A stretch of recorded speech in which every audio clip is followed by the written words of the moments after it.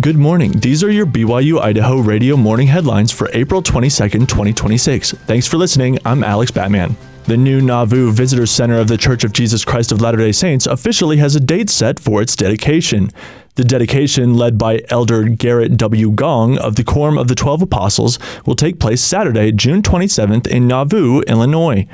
According to EastIdahoNews.com, the new visitor center is said to contain historical artifacts, interactive exhibits, a short film, and a stained glass window depicting Jesus Christ. Displays will focus on the history of the original Nauvoo Temple, the present-day Nauvoo Temple, and the role of temples in the Church of Jesus Christ belief. Beginning on June 29th, the Visitor Center and the Young Home will be available to the public with free admission. Both sites are open Monday through Saturday from 9 a.m. to 5 p.m. and Sundays from noon to 5 p.m. In the first BYU-Idaho devotional of the spring 2026 semester, President Alvin F. Meredith III and Sister Jennifer E. Meredith talked about becoming peacemakers and the importance of family relations. Their messages serve as guides and reminders that the greatest joys come from following the Savior. President Meredith told us he tries to expound on the teachings of President of the Church of Jesus Christ of Latter-day Saints. And we feel that it is very important for us in our roles to be a prophetic echo, to teach the things that President Oaks taught. So, in his most recent talk at the Church General Conference this month, President Oaks invited members of the church to be peacemakers. President Meredith hopes the students will not only avoid contention, but look for opportunities to strengthen and uplift one another, especially in social media. As disciples of Christ, we should not add fuel to the fires of contention, particularly in the comment sections of social media. Anonymity is no excuse for harsh or hurtful language.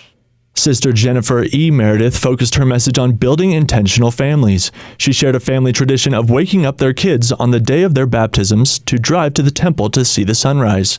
Upon arriving, he walked them to the temple doors to see smiling temple workers dressed in white standing inside the glass doors. Then they watched the sunrise, discussing how baptism is like a new dawn. It was a truly memorable morning for each of our children. These sacred experiences helped strengthen their family bonds. In her talk, she shared the influence of their family culture has on her life. I invite you to be intentional in following the Prophet's counsel to establish traditions and habits that will unite and strengthen your families now and in the future. You can listen to our full interview with the Merediths and their devotional on our podcast feed. Just follow BYU-Idaho Radio on your favorite podcast app. If you'd like a chance to learn how development happens in Pocatello, you'll have a chance this week as city officials will hold a town hall meeting. The town hall meeting will be held on Thursday at 6 p.m. in the City Council chambers at City Hall at 911 North 7th Avenue. The topic of discussion will be planning and development, specifically for the city of Pocatello. This information is being chosen to speak about, in part, to help the public know when and where they can provide input in the process. The town hall meeting will be open for the community to attend.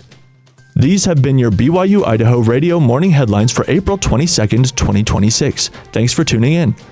More news, interviews, and great content are available on our podcast feed. Search for BYU-Idaho Radio on your favorite podcast apps. We're on YouTube, Spotify, Apple Music, and more.